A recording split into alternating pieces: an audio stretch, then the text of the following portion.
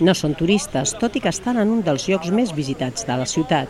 Són un grup que es prepara per participar en Exploradors de la Rial, un joc d'estratègia que va néixer fa 3 anys a instàncies de l'Associació d'Amics i Comerciants de la plaça Reial.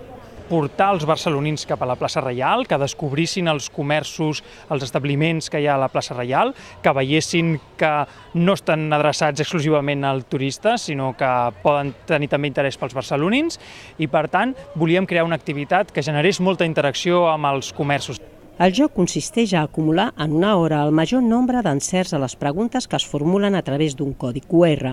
D'aquesta manera, els participants descobreixen coses noves dels 20 establiments que hi col·laboren. Un pis del segle XIX amb els sols originals, amb 7 finestres a la plaça, que per això la fundació es diu Setba, perquè té 7 balcons, i a més d'això pot descobrir la història que s'amaga darrere el pis, que és un pis on hi han viscut persones importants com Ocaña, Lluís Llach o Francesc Pujol, entre d'altres. Era l'antic taxidermista de Barcelona i té molta història i creiem que a part de ser un local molt bonic, doncs el fet de tenir aquesta història que hem intentat sintetitzar amb el Dalí que tenim a dintre, que era un client de la botiga.